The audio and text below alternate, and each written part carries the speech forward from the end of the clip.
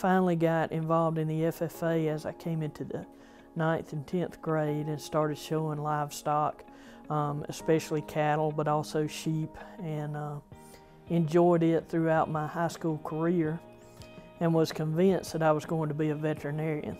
I knew from the time that I was 2 years old that I wanted to be a vet.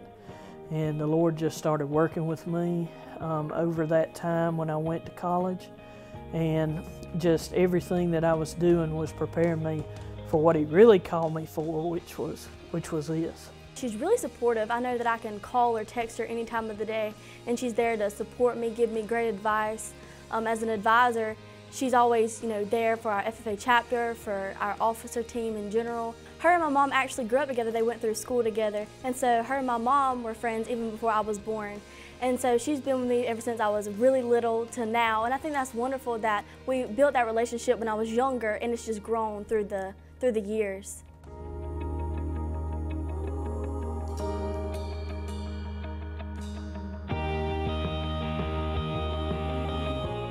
I'm old enough now, and I hate to say that, but I'm old enough now that I'm now teaching my grand FFA members. In other words, my students that met in my class, fell in love, got married, had children, and now my grand FFA members are starting to filter back through my program. And I'm seeing their parents, my first round of FFA members, take leadership within the community. And I know what high quality people they are. I know that they've got the training and the background and the gumption and the tenacity to make a real difference in the world.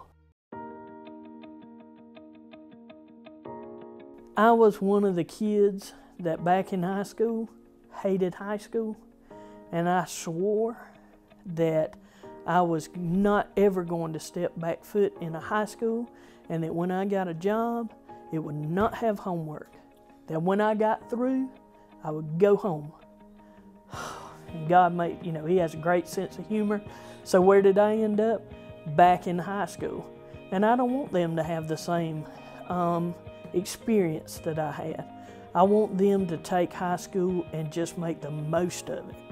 Because a lot of times, just like I did, even though I was super active there toward the end, I wasted so much of my time that I could have had a resume like they're ending up with when they get out of high school that can combat almost with a senior coming out of college.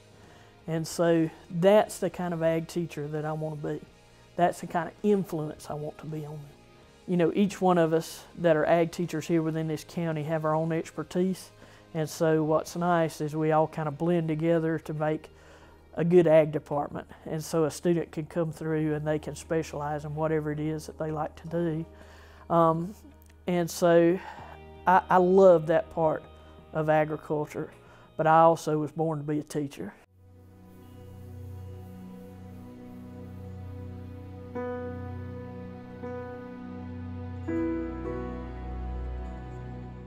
When you hit the big 3-0 in teaching, everybody wants to know how long you're going to stay.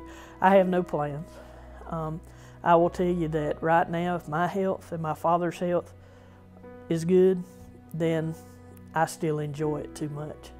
And everybody that has gone on before me to the green grasses of retirement tells me that when it's time, you'll know. And I guess I can't deny the Lord. He's brought me here, and He has to thump me in the head a couple of times to keep me on the straight and narrow, and this is what you need to do. He'll tell me when it's time. And, if it's now, if it's 5 years from now, if it's 10 years from now, I'm in. I enjoy it too much to leave now, or would like to not leave now. And so I'm in for the long haul.